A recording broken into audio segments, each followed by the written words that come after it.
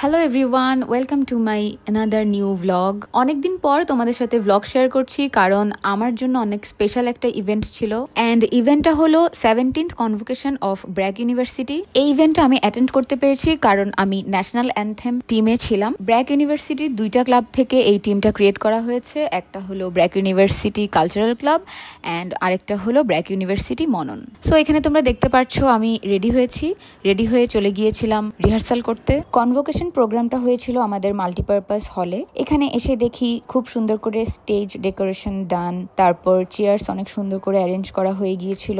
দেন আমরা ফাইনাল রিহার্সালটা করে ফেললাম। আমরা কিভাবে স্টেজে উঠবো, কে কোথায় দাঁড়াবো, তারপর আমাদের মাইক্রোফোন সবকিছু সেট করা হয়ে গিয়েছিল। রিহার্সাল শেষ করে বাসায় চলে এলাম। এই হলো আমার কার্ড, যেখানে আমার নাম লেখা অ্যান্ড এই সুন্দর শাড়িটা আমাদেরকে দেওয়া হয়েছে। এই যে সকালে ঘুম থেকে উঠে রেডি হয়ে গেলাম সুন্দর শাড়িটা পরে।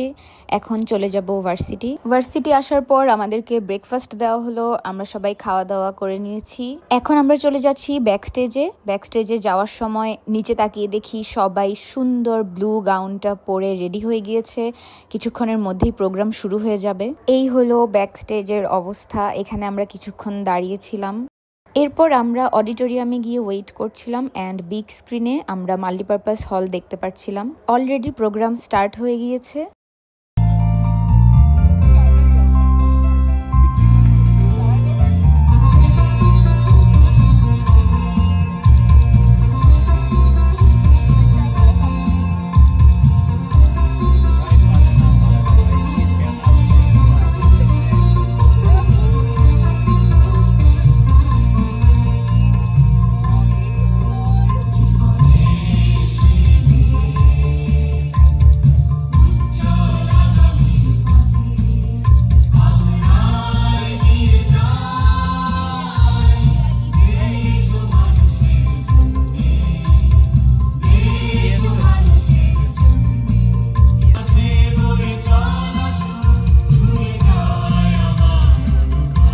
এগুলা দেখে অনেক ভালো লাগছিল, কেমন যেন একটা অন্যরকম ভালো লাগা কাজ করছিল।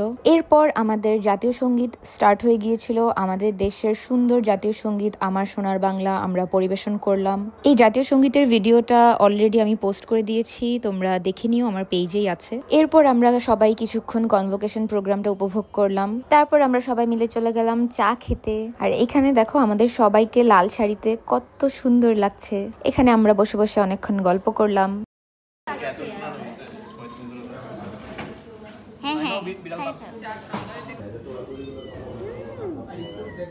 এরপর আমরা ছাদে চলে এলাম। এখানে আমরা কিছুক্ষণ ছবি তুললাম।